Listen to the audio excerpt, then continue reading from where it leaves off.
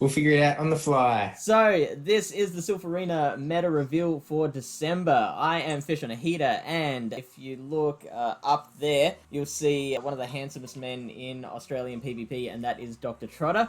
To my, what's on the right of screen, it is the smartest man in Australian PvP, and that is PVPSteve. We're gonna do it. Here it is. The official cup reveal for December in 3, 2, 1. That is the Nightfall Cup. So ice, fighting, normal, ground, and poison types. What are you guys' first impressions on that? I'm seeing fighting types and I'm seeing normal types. Normally, whenever normal is eligible in a cup, we're going to see Vigoroth come in and we're going to see Vigoroth come in hard.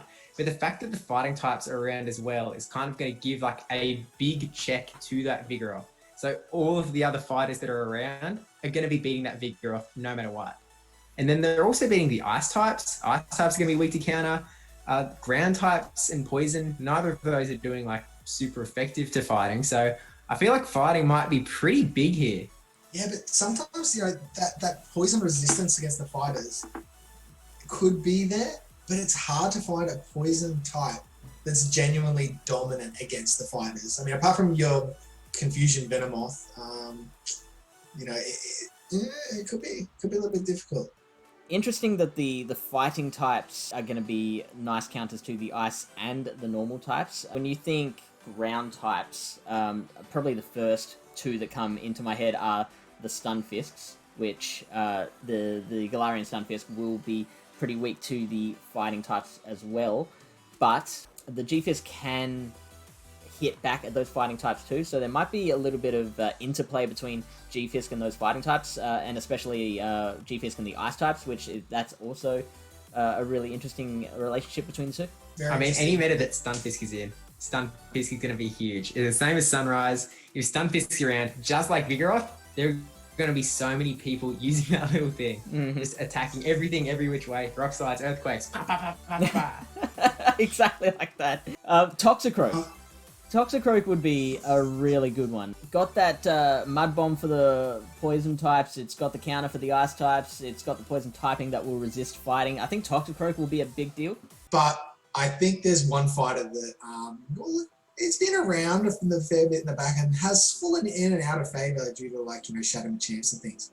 But I really I'm getting a vibe that, given its moveset and its bulk, that the OG fighting type, right, the Medicham, could be coming back hard, especially because it has that ice punch. So ground types need to be a little bit wary too.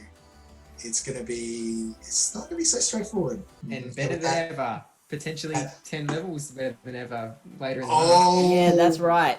Because that level 50 is coming, so that will just make Medicham just a force. Okay. To the Sims! To the Sims! If we take a look at this, Medicham is number 3 already. That is without the level 50. You've thrown PV Poke away. What else is on the PV Poke rankings? Yeah, I'm looking at Frostlass number 1, which is something that we didn't mention before, which is a fantastic one. It's an ice type that resists fighters, so that will be huge. It's got a very, very close relationship with number 2 on the list, Swampert. There's a lot of very even matchups there. Yeah, there's a lot of even stuff going on here, like even things that you wouldn't expect. So like, just like reading down the list, we've got Medicham there at number 3, again level 40 Medicham there, Shadow Swampert, Gloom Shadow, and Victory Bell Shadow. Anyone heard of Shadow Victory Bell anytime recently? That Victory Bell though, like talking about close matchups with Frostlass especially, Victory Bell beats Frostlass in the one shield. How silly is that? Right. That's wow, not cool. That is crazy.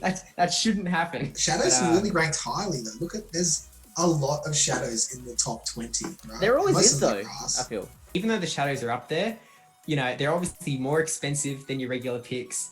People are going to have to invest more to actually build them up. So I think you're not actually going to see like that many shadows, except Shadow Victory Belt. You are going to see the Shadow Razor Leaders, no matter what you can do. Sorry, I'm going to deep dive into this Shadow Victory Belt because I've looked into it and there are a very select few Pokemon that will beat Victory Bell in the 2 shield scenario. So if Victory Bell shields twice, there are only a handful of Pokemon that it can beat. Like, sure, you might have a shield advantage, but you're guaranteed switch advantage. There's a few Pokemon that beat it. All the poison bug types pretty much are able to do quite well against it. But that's kind of their only role. They'll probably lose to most of everything else in the meta. So the only things that are sort of that high tier, you would think that Zoe Castform would win in the 2 shield, right? Yeah. It's spammy. No, it doesn't get to the third one. Wow. Victory Bell beats Snowy Castle if it wants the 2 shield. From Elite Scenario, what's next, right? Okay, things that are definitely going to beat it. Your Abomasnow actually does it. Abomasnow gets the job done. Both Shadow and non-Shadow. Yeah, So, I get that. Powder Snow, with the buff to Powder Snow, it actually does enough damage to get through and take out Victory Bell. Pretty much apart from that, in the top 20, maybe 100, there's not much else. Golbat, that's the other one. I apologize. Golbat destroys it. Let's take a look at, so we've got Medicham way up there in the rankings. What other counter users do you see getting good use? I mean, I mentioned Vigoroth before, right? Vigoroth, he's probably not going to be around too much just because he is, as much as he can be good safe swap, that Number other 37 count is just existing is not great. But I mean, we can already see that Blaziken is right there in the top 10, which is an interesting one. So I guess Blaziken has that access to fire damage that can really, you know, put a hurt onto these Shadow Victory Bells, Shadow Glooms, if you can get to a scenario where it can throw its energy. Other counter users, I mean, Toxicroak is the other one that you mentioned before, that it can definitely do some work here. Because Stunfisk is around, Toxicroak is going to be able to beat that Stunfisk with the Mud Bombs, although it has to be careful about getting hit by an Earthquake, but as long as Toxicroak can avoid that. Do we just kind of want to go quickly through the top 25, like just in order, kind of see what we're looking at for the whole cup? Yeah, we can do that. First would be Frostlass. What are your thoughts on Frostlass? Good. Freaking love it. It'll be interesting. I really do feel this is going to be one of those metas that does evolve around what people are using and what people end up winning tournaments in, right? And so all those YouTubers who put out their video with a tournament win, I was going to say, I think G-Fisk is like core. I think the meta might shift around, but I struggle to see G-Fisk leaving that meta. All right, so what about Swampert then? I mean, anything that a Mudboy is relevant in, that you know the Mudboys are going to show very heavily. Swampert right up there at number 2. Yeah, interesting pick on Swampert. That Stunfisk. Putting down Stunfisk is the big task. Because like, there's not too much that's going to take down Stunfisk in this cup. Like, you've got the counter users, and then you've got the Mudboys, and that's kind of it. Like, even Shadow Victory Bell is actually losing the 1 shield to Stunfisk. Well, just quickly on the charm users, all of the charm users have a secondary typing. So you want charm to beat fighters. So Wigglytuff is normal typing as well. So it's going to take neutral damage from fighters now. Alola Ninetales Ice, it's going to take neutral damage from the fighter. Like, it's not as clear-cut of a win. I saw one here, the Confusion users, Gallade and Shadow Gallade here. I think that's a really cool option. It's a nice, I feel like it's a nice alternative to Medicham. It's got that Leaf Blade that'll take out the Mudboys. The Confusion's going to take out your Toxicroak and most fighters, really. Your Close Combat is going to smack an Ice Pokemon. Gallade, I think, might be an excellent core breaker. What about Abomasnow? It's going to be, it does all the things that Ice does, and it also has that all-important Mudboy counter move in the Energy Ball. What are we thinking about Abomasnow? I love it because it beats Shadow Victory Bell. Even though it's going to lose to your G-Fisk, if it's got an energy lead, you can get a bait correctly. You can do a lot of damage to a G-Fisk coming in afterwards. I think it is actually one of those Pokemon that, as the meta goes on, not saying Sunrise Cup's going to become more prominent, but yeah, I think it'll move up there and become quite a prominent Pokemon in the Shadow and non-Shadow variants. Okay, so here's your first Charmer. Wigglytuff it's your best charm user that's known as a charm user. Yeah, and Alola Ninetales not too far behind in those numbers.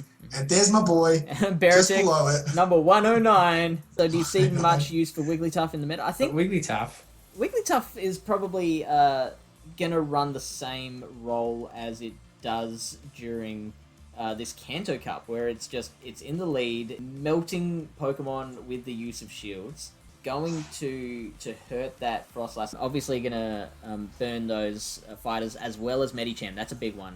Safe swaps. What are you guys seeing as safe swaps in this cup? The whole concept of a safe swap is very risky in this cup because there's opportunity checking on your opponent's team for there to be a counter. So like oh, Frostlass is a safe swap. If G-Fisk's there, Frostlass ain't a safe swap. Shadow Abomasnow, y'all. Frostlass and G-Fisk, so kind of the usual suspects there. We've got Golbat, Shadow and non-Shadow. Lapras is an interesting one. There's a lot of arrows going both ways, Steve. There are, and that is because this meta is it's just built that way. There's all these ice types that don't act identically to each other. There's those grasses in the bottom left. Our example of the ice ones is Wigglytuff, for example, does beat Frostlass, but it doesn't beat Snowy Castle.